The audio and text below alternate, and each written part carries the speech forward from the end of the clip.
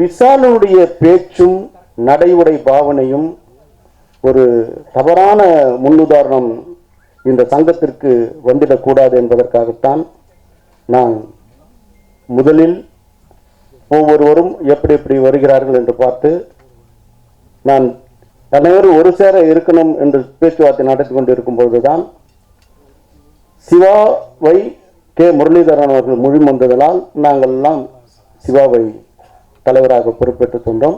அதற்குள் இடையில் சின்ன சின்ன சங்கடங்கள், அப்புறம் 5 அணியாக களம் காண வேண்டிய சூழ்நிலையில்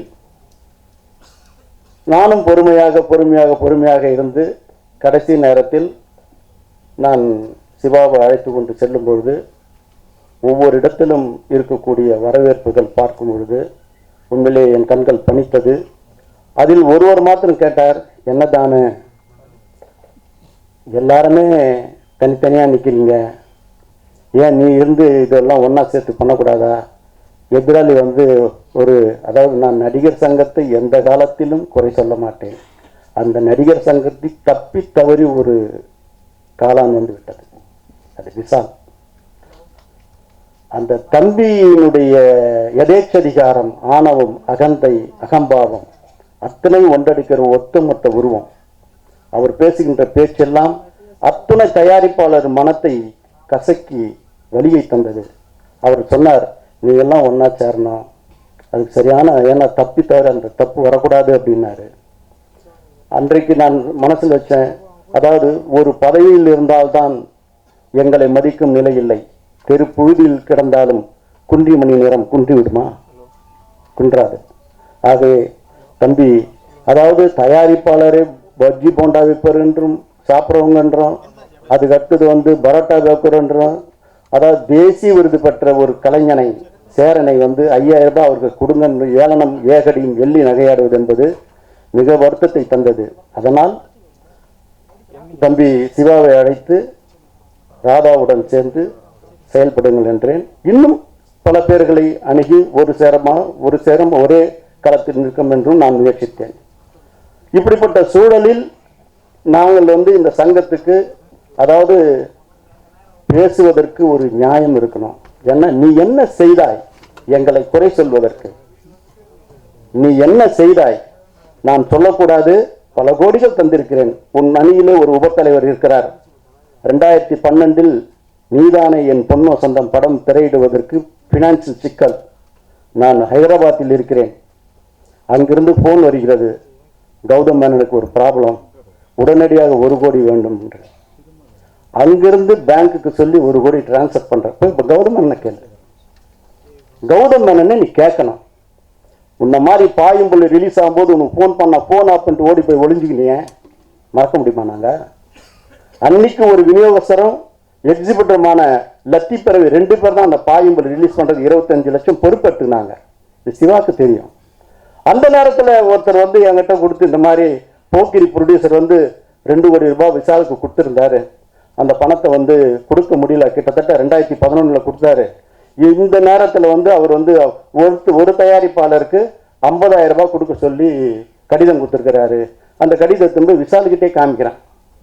அது என்ன, இந்த பிரிட்ஜின்னா சூரியநாத் செட்டி இந்த ஒரு மீட்டிங் அக்காடு ஹோட்டலில் கூப்பிட்டு கேட்குறேன், சார் நான் கொடுத்துறேன் சார். எப்படி பணிவு, ஒரு ஒரு ஒரு சூழ் மதிக்கும் தன்மை.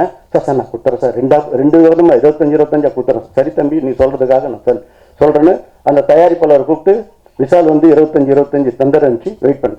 அந்த படம் ரிலீஸ் ஆன பிறகு கூட நீ எத்தனை படங்கள் ரிலீஸ் பண்ணியிருக்கிற? ஒன்று வாக்குறுதி ஏதாவது ஒன்று காப்பாற்றிடுவா. இப்போ ஒருத்தர் வீட்டுக்காக போய் ஓட்டு கேட்குறிய. உன்னை தயாரித்த ஒரு 20-25 ப்ரொடியூசர் 30 ப்ரொடியூசர் போல, எவன் வீட்டுக்குன்னா ஒரு தடவை நீ போயிருப்பியா சொல்லு. ஆகவே தயாரிப்பாளர்கள் ஓட்டு வாங்குவதற்காக அவர்கள் இல்லம் தேடும் செல்ற தம்பி, உன்னை வைத்து நடுரோட்டு நின்று கொண்டு இருக்கலாம் பார். அந்த தயாரிப்பாளர் வடார்காடுலேருந்து ஒருத்தர் சொன்னார், சார் 8 படம் தொடர்ந்து லாஸ் சார். திருச்சியிலேருந்து சொல்கிறாங்க, எல்லா படமும் லாஸ் சார். அதை பட்டியலிடணுமா? இதை கொடுக்குறேன். பொய் சொல்ல, நாங்கள்லாம் ஆதாரத்தோடு சொல்லுவோம்.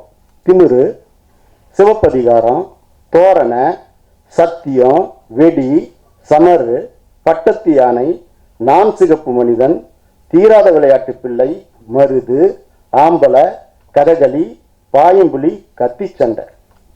என்ன இது? இத்தனை படம் எடுத்து பைடான்சர் ரொம்ப வருத்தப்படுறாங்களா, வேதனைப்படுறாங்களா? அதுக்கூட கொடுமை மதகத ராஜா 30 கோடி பைனான்சியல் ப்ராப்ளத்தில் நிற்குது. அந்த படத்தை அந்த நிறுவனமே ஒரு சூழலில் வந்து பூட்டு போடுற அளவுக்கு சூழல் உன்னை வச்சு படம் எடுத்து என்ன கஷ்டப்படுறாங்க. அவங்களுக்கு அந்த படத்தை எடுத்துறது இந்த நிமிஷத்தில் நீ போறானே, நீ என்ன பொய் சொல்ற? உன் பக்கத்தில் நிற்கிறார் ஒரு தம்பி, யார் அவர் பேர்? ஞானவேல்ராஜா. அவர் யாரு? அவர் ஒரு படத்தை எடுத்து ரிலீஸ் பண்ணுறது 3 முறை ஃபினான்ஷியல் கிரிட்டிசைஸில் நிற்குது. அவர் இந்த சங்கம் வந்து பெரிய பெரிய பஞ்சாயத்தை தீர்த்தது ஞானவேல்ராஜாவுக்கு தான். உத்தமல் என்று ரிலீஸ் ஆகும்போது எவ்வளோ பிரச்சனை. சரத்குமார் வந்து கிட்டத்தட்ட 3 நாள் தொடர்ந்து இரவும் பகலும் பாடுபட்டு அந்த ஈராஸ் குரூப்புக்கு பாம்பேக்கு பேசி இங்கே ஃபைனான்சியல் வீட்டுக்கு போய் பல்ல வளர்க்காம சாப்பிடாம உங்களுக்காக நாங்கள் அந்த நீ 10 கோடி கொடுத்து மாட்டிக்கணுன்றதுக்காக நாங்கள்லாம் இறங்கி வேலை செஞ்சு இந்த சங்கத்துக்கு உனக்கு ஆதாயத்தம் பண்ணமே, நீ பார்த்து கிண்டல் பண்ணுறியா? பழைய வரலாறு சொல்லணுமா? வேணாம். கொம்பன் பண்ண ரிலீஸ் எப்படி அழுத, இன்னைக்கு யூடியூப்ல போய் போட்டு பாருங்க. நான் பேச பேச பேச ஒரு அரசியல் தலைவருக்கு எச்சரிக்கை கொடுக்குறேன். டாக்டர் சார், நீங்கள் தயவு செய்து எங்கள் திரையுலகுக்கு வந்துடாதீங்க சார். நாங்கள் அப்படிப்பட்ட படம் எடுக்கிறது இல்லை. எனக்கு ரொம்ப வேண்டியவர் நீங்கள் அப்படியேப்பட்டவர். நீங்கள் படம் பார்த்துருங்க. நீங்கள் யார் பேச்சே கேட்டுட்டு நீங்கள் சொல்கிறீங்க. இது அப்படியேப்பட்ட படம் இல்லை. குடும்ப பாசத்தை, மாமனார் மருமன் இருக்கிற அன்பை, பாசத்தை, ஒற்றுமையை, உணர்வை, உணர்ச்சியை கொப்பளிக்கிற படம் சார். சொல்ல சொல்ல இவன் கண்ணை கசிக அழுதுன்னே இருக்கிறான். அதெல்லாம் பொய்யா? என்ன கட்ட பஞ்சாயத்து? பிரகாஷ்ராஜ், உன்னை கேட்குறேன், நாங்கள் கட்ட பஞ்சாயத்து பண்ணோமா? நான் சொல்லணுமா? உனக்கு என்னென்ன பிரச்சனைகள் வந்துக்குது? அந்த பிரச்சனைகள் இந்த தானி எந்த வகையில் உதவி செய்தேன்? ஏன்னா இந்த நேரத்தில் உனக்கு செய்த உதவி சொல்வது எது கொச்சை. அது நான் பண்ணக்கூடாது. சோம்பேறிகள்லாம் சொல்ற தயாரிப்பாளர நீ சுறுசுறுப்பானவரா? எத்தனை படத்துக்கு ஒழுங்காக கால்ஷீட் கொடுத்துருக்கிற?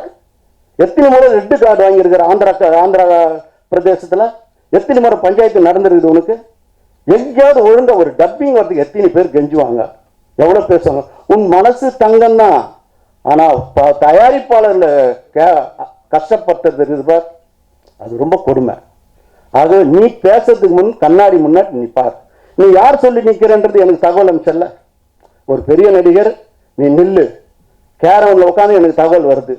இந்த மாதிரி ஒரு பெரிய நடிகர் வந்து கௌதம் மேனனையும் பிரகாஷ்ராஜையும் நிற்க சொல்கிறாருன்னு. அதெல்லாம் நம்ம பேச வேண்டிய அவசியம் இல்லை. ஏன்னா ஒன்று மாத்திரம் சொல்கிறேன், தயாரிப்பாளர்கள் சங்கம் தயாரிப்பாளருக்குத்தான் பயன்படணும். ஏன் நடிகர் சங்கத்தில் வந்து தலைவராக போட்டிட்டிய அவங்க ராதாரவியும் சரத்குமார் மேலே கோபத்தில் நீ பண்ணிய?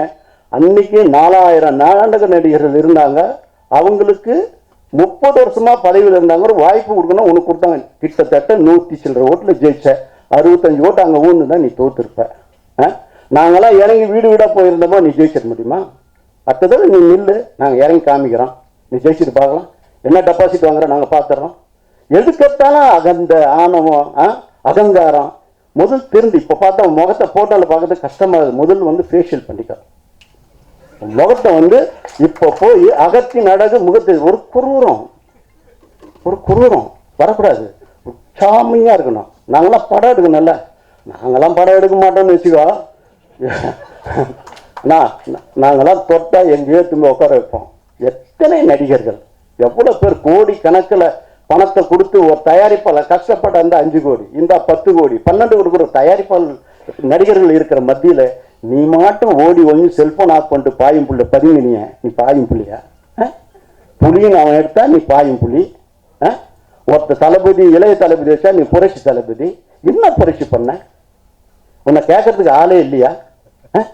கனவுல நான் கனவுல நீ ஜெயிச்சா மாதிரி கனவு காண்றேன். ஒரு பிரச்சனை, நீ ஊட்டியில் இருக்கிற ஷூட்டிங் நடந்துட்டு இருக்கிற, இங்கே படம் ரிலீஸ் பிரச்சனை 2 நாள் இருந்து முடிக்கணும். அது இருந்து வந்துட்டீங்கன்னா அந்த 2 நாள் ஷூட்டிங் யாரா பொறுப்பு? யார் தம்பி பொறுப்பு? சரி, வராத போயிட்டீங்கன்னா இந்த படம் நிற்குமே. இதான் இது கொடுமை. ஏன் இந்த மாதிரி அவலத்தில் உண்டாக்குற? எவ்வளோ கஷ்டம். இப்போ இன்னும் நிறைய மேட்டர் வச்சிருக்கிறேன். கிளைமாக்ஸ் இன்னொரு தேதி எப்பப்பா? ராதா 26க்கு நிறைய எவிடன்ஸோட கொடுப்பேன். கொஞ்சம் நஞ்சல், அவ்வளோ எவிடன்ஸ் வச்சிருக்கேன். உன்னால ஒரு எவிடன்ஸ் சொல்லுது. கட்ட பஞ்சாயத்து எங்க நாங்கள் கட்ட பஞ்சாயத்து பண்ணி இன்னும் எங்களை பார்த்தா கட்ட பஞ்சாயத்து பண்றோம். கை காசை குத்து பண்ணுவோம். எத்தனை படங்களை ரிலீஸ் பண்ணிக்கிறோம் தெரியுமா? எத்தனை படம் லிங்கா படம் ரிலீஸ் ஆகும்போது எவ்வளோ லட்சங்களை நாங்கள் கொடுத்துருக்குறோன்றது எங்கள் மனசாட்சிக்கு தெரியும். வந்திருக்கிற ஃபெடரேஷன் இருக்கவங்களுக்கு தெரியும். எப்படிங்க வந்து கட்ட பஞ்சாயத்துன்னு சொல்லலாம்? ஊழல் சொல்றேன். டிசி தியாகராஜன் தங்கமோ தங்கம், வைரமோ வைரம், பவளமோ பவளம், கெம்போ கெம்பு, கோமோதகம். அப்படிப்பட்ட டிசி தியாகராஜன் பொருளெல்லாம் இருக்கும்போது ஊழல்னு சொல்றியா? உனக்கு கஷ்டம் தம்பி, ரொம்ப கஷ்டம். உனக்கு வந்து வாழ்க்கை நல்லா அமையுமான்றது எனக்கு தெரியல. ஏன்னா பொய் புகன்றால் போஜனம் கிடைக்காதுன்னுவாங்க. ஆனால் உங்கள் அப்பா நல்லவர், உங்கள் அம்மா நல்லவர், உங்கள் அண்ணன் நல்லவர். உங்கள் அண்ணனை போய் கேட்டுப்பார். ஒரு சின்ன ஒரு பிரச்சனை, நான் எந்த மாதிரி அவருக்கு கூட நின்னேன்னு நான் தான் பார்க்கறதில்ல. நான் பிரகாஷ்ராஜ் நம்மெல்லாம் ஒத்துமையாக தானே இருக்கிறோம். எதுக்கு இனம் முதி கலாச்சாரங்கள்லாம் வேணாம். நம்மளாம் சகோதர வாழ்ந்து சந்தோஷமாக வாழணும். தயவுசெய்து இனம் பிரித்து மதம் பிரித்து மொழி பிரித்து பேசாதீங்க ப்ளீஸ். இன்னும் எவ்வளோ கேள்வி கேட்டாலும் நான் பதில் சொல்லுவேன். நீங்கள் கேட்டீங்கன்னா நான் பதில் சொல்கிறேன். ஆகவே அதாவது இந்த தேர்தலில் எனக்கு வந்து பிரச்சனைகள் இண்டஸ்ட்ரியில் வரும் நிறைய வரும். அப்போ தோல் கொடுக்கும் தம்பி தூயோன் ராதாகிருஷ்ணன், அந்த சைடு சிவா, இந்த களத்தில் சென்ற இடம்லாம் சீரான வரவேற்பு இருக்கும் பொழுது, ஏன்னா நான் நல்லது நிறைய பண்ணியிருக்கேன். நீ நடிகர் சங்கத்துக்கு வாக்குறுதி கொடுத்திய, என்ன செஞ்ச? 5 நடிகர்கள் படம் எடுத்து நாங்கள் இலவசமாக நடிச்சு கொடுத்து நடிகர் சங்க கட்டட கட்டினேன்னு நீயும் 10 படம் நடிச்சுட்ட, உன் ஆரியாவும் 10 படம் பண்ணிட்டாரு, ஜீவா 5 படம் பண்ணிட்டாரு, அது விஷ்ணு விஷால் 4 படம் பண்ணாரு. இத்தனை பேரை சேர்ந்து இலவசமாக நடிச்சு பண்ணிட்டாரன்னு சொன்ன வாக்குறுதி எங்கே போச்சு விஷால் தம்பி? எங்கே போச்சு? தப்பு. ஒன்று சொன்னா சொல்லுல நில்லு, சொல்லும் செயலும் ஒன்றாகும். அதுதான் நமக்கு வாழ்க்கைக்கு நன்றாகும். ஆகவே அதுவும் செய்யறதில்லை. அப்புறம் நடிகர் சங்கத்தை கட்டட கட்டிட்டு நான் வந்து கல்யாணம் பண்ணிப்பேன், அதுவும் பண்ணாத இருக்கிற, கட்டடத்தையும் கட்ட காணும். என்ன செய்ய போற? எல்லாரையும் எடுத்தேன் கவுத்து. உன்னை கேள்வி கேட்டா நீ தூக்குனா, நீ வந்து போண்டா பஜ்ஜி சாப்பிட்ற தயாரிப்பாளர் சங்கம்னு சொன்னதுக்கு உன்னை வந்து சஸ்பெண்ட் ஆர்டர் கொடுத்தா நீ என்னை நீக்கிட்டான்னு சொல்றிய தம்பி. நீ ரித்தி சொல்றாரு 100 பேரை தூக்கிட்டேன்னு, அது எப்படிப்பா தம்பி? உனக்கு ஒரு பக்கம் நியாயம். நீ ஏளனம் செய்ய, ஏகடியம் பண்ணு, சோறு போட தயாரிப்பாளர் கேவலப்படுத்து, அது ஒரு நியாயமா? தப்பு தம்பி. இன்னும் நிறைய வச்சிருக்கிறேன், நிறைய இருக்குது. அடுத்து விவரத்தோட வரும். யார் கடிதம் கொடுத்துருக்குறாங்க? அதான் நடிகர் சங்கமே எனக்கு ஒப்புதல் கொடுத்துருக்குது கடிதம், மறந்துட வேணாம். அதுவும் எல்லா கைக்கும் போய் சேரும். ஆக இப்போ யார் சகோதரர்கள் நீங்களாம் அடுத்த பயணிக்க வேண்டிய பயணத்துக்கு நான் இடையூறாக இருக்க விரும்பலை. நீங்கள் ஏதாவது கேள்வி கேட்டீங்கன்னா தாராளமாக கேளுங்க. ஏன்னா கேள்வி கேட்கும்போது நானும் பதில் சொல்கிறேன். அதுக்காக இல்லை தம்பி, இல்லை நீ சொல்கிறது 10 லட்சம் இல்லை, 20 லட்சம். 20 லட்சம் கொடுத்ததுக்கு நடிகர் சங்கத்துக்கு கலைப்புலி தானு வி கிரியேஷன் 20 லட்ச ரூபா டொனேஷன் கொடுத்தேன். அவர் கிரிக்கெட் மேட்ச் நடத்தும் போது வந்து கேட்கும்போது நன்றி சொன்னார், எல்லாமே சொன்னார். ஆனால் எங்க தயாரிப்பாளர் சங்கத்துக்கு அவர் என்ன செஞ்சிருக்கிறார்ன்றது உன்னுடைய கேள்வியே பதில். இல்லை அவர் வந்து அதாவது நுனிப்புல் மேயது, ஆய்ந்தறிந்து படிக்கிறது கிடையாது. இளையராஜா சார் கச்சேரி நடத்தினா அந்த இசை நிகழ்ச்சி மூலமாக 5 கோடி வரலாம், 6 கோடி வரலாம், 3 கோடி வரலாம். இதுதான் நியம். ஆனால் தொன்று தொட்டு வரக்கூடிய கிட்டத்தட்ட ஒரு 70 ஆண்டு கால திரையுலக வரலாற்றிலே HMV மூலமாக MS விஸ்வநாதன் சாரும் KV மகன் சாரும் இளையராஜா சாரும் லட்சக்கணக்கான பாடல்களை பதிவு செய்து அவர்கள் விற்பனை செய்து கொண்ட HMV-யுடன் நாங்கள் கோர்ட்டில் கேஸ் போட்டிருக்கோம். அதே மாதிரி எக்கோ சுப்பிரமணியத்து மேலே கேஸ் போட்டிருக்கோம். தயாரிப்பாளருக்கு சேர வேண்டிய பங்கு தொகை 50% இளையராஜா சார் அனௌன்ஸ் பண்ணி கிட்டத்தட்ட 100 கோடிக்கு பீஸ் கோர்ட்டில் ஸ்டாம்ப் டியூட்டி கட்டி பண்ணியிருக்கிறார். அவர் தயாரிப்பாளர்களுக்காக 50% இளையராஜாவே முன் வந்து கோர்ட் ஃபீ கட்டி பண்ணியிருக்கிறார். அந்த அந்த கேஸில் வந்து கண்டிப்பாக நாம் வெற்றி பெறுவோம். இளையராஜா வெற்றி பெறுவார். வெற்றி பெறும் பொழுது அவர் சொல்லிய பிரகாரம் 50 கோடி ரூபாய் சங்கத்துக்கு தருவார். அது எந்தெந்த தயாரிப்பாளருக்கு போய் சேரணுமோ அது போய் சேரும். கடந்த முறை கூட கடந்த ஒரு 6 மாதத்துக்கு முன் 28 லட்சம் ரூபாய் இளையராஜா மூலமாக வசூல் செய்து அத்தனை பேருக்கும் பகிர்ந்து கொடுத்தோம். இப்படி வரலாறு தெரியாத தம்பி அதுக்கு நடி அதாவது அது 1ஆம் கிளாஸ் அறவேக்காடுன்னு சொல்லுவாங்க பேர். நான் உடனே இந்த மாதிரி 7 கோடி வச்சுருந்தோம், 3 கோடி தான் இருக்குதுன்னு சொன்னோன்னே நான் உடனே ஆடிட்டருக்கும் பேங்க்குக்கு ஃபோன் பண்ணி உடனே அந்த லெட்டர் சர்டிஃபிகேட் கொடு, ஏன்னா எங்களுக்கு தெரியுமே என்ன வருதுன்னு. அப்படி பண்ணும்போது ஆடிட்டர் சர்டிஃபிகேட்டு பேங்க் சர்டிஃபிகேட்டும் இதோ இருக்குது. நாங்கள் 14ஆம் தேதி பிப்ரவரி மாதம் 2ஆம் தேதி பண்ணும்போது 2009 2010 அமரர் ராமநாராயண் பீரியடில் வைப்பு தொகை 3 கோடி 60 லட்சம் இருந்தது. 2010-11 அமரர் ராமநாராயண் பீரியடில் 4 கோடி 94 லட்சம் இருந்தது. எஸ் ஏ சந்திரசேகர் 2011-12 வந்து 4 கோடி 87,80,482 இருந்தது. 2012-13 எஸ் ஏ சந்திரசேகர் தலைமையில் வந்து அந்த வைப்பு நிதி வந்து 4 கோடியே 78,83,822 இருந்தது. ஏ கோதண்டராமையா 2013-14 வந்து 6 கோடியே 58,42,884 இருந்தது. 2014-15 ஏ கோதண்டராமையாவில் 6 கோடியே 97,02,525 இருந்தது. 2015-16 தானு ஆகிய என்னுடைய தலைமையில் 7 கோடியே 73,46,850 இருந்தது. 2016-17 வந்து 7 கோடியே 53,74,133 இருக்குது. இது 14/2/2017 அன்று சங்க அறக்கட்டையில் இருக்கக்கூடிய கையிருப்பு. அதுக்கப்புறம் செலவெல்லாம் ஆயிருக்கு. ஆகவே 14/2 பிப்ரவரி மாதம் 2017 அன்று நம்மளுடைய கையிருப்பு பேங்க்ல வைப்பு தொகை சேர்த்து 7 கோடியே 53,74,133 இருக்குது. இது ஆடிட்டர் சர்டிஃபிகேட் பேங்க் சர்டிஃபிகேட் எல்லாமே இருக்கு.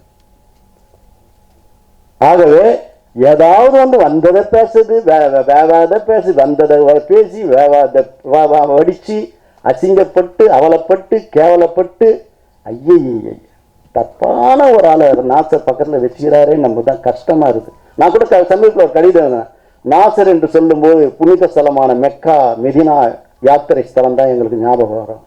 ஆனால் பக்கத்தில் ஒரு அதாவது என்னையே நான் வருத்திக்கிற மாதிரி. ஏன்னா விவரம் தெரிஞ்சவங்கெல்லாம் வந்து அதுக்கப்புறம் அவர் சொன்னதுக்கப்புறம் அவரு எனக்கு வந்து அலுவலகத்தில் அந்த மாதிரி சொல்லிட்டாங்க, தானு சார் கிட்ட போய் சொல்லுங்க, தப்பாக நினைக்க வேணான்னு அவர் மறுப்பு சொல்லிட்டார். யார்? S A Chandrasekhar. ஏதோ தெரியாதனமாக நான் எல்லாம் வந்து ஓட்டுக்காக வரும்போது இப்படிலாம் சொன்னாங்க, இப்படிலாம் இருக்குதுன்னு. நான் கவுன்சிலில் கேட்கும்போது ஆமான்னு ஒருத்தர் சொல்லிட்டாங்க. அங்கே சில புள்ளுரிகள் இருக்கோம். ஏன்னா நாங்கள் இருந்தால் கட் அண்ட் ரைட்டாக இருப்போம், கை காசை போட்டு தான் சாப்பிடுவோம், கை காசு போட்டு தான் செலவு பண்ணுவோம். உங்களுக்கே தெரியும் எத்தனை படங்கள் நான் கையிலேருந்து காசு கொடுத்து ரிலீஸ் பண்ணியிருக்கிறேன்னு. இப்போ உதாரணத்துக்கு சொன்னேன், எத்தனை மேட்ரு இருக்குது, 1 2 இல்லை, பன்மணி திரள் போட்டு அத்தனையும் எங்கள் மணி உதவித்தொகையாக தான் இருக்கும். ஆகவே அவர் அப்போவே எங்களுக்கு ஃபோன் பண்ணி மற்றவங்கிட்ட சொல்லி அனுப்பிச்சாரு. ஞானவேல் ராஜா வந்து கவுன்சிலுக்கு அரணைஜார் போட்டுன்னு வரக்கூடிய மனிதர், என்னத்தை பண்ணுறது, சின்ன பிள்ளை. அதனால் அது நம்மக்கிட்ட வளர்ந்த பிள்ளை, அது நல்ல குடும்பத்திலேருந்து அது உருவாக்கி விட்டாங்க. ஆனால் அது இப்படி ஒரு பேர் வைத்து கொடுக்குது அந்த குடும்பத்துக்கு ரொம்ப கஷ்டமாக இருக்குது. நன்றி. ஏதாவது கொஸ்டின் கேட்டால் நான் பேசுகிறேன்.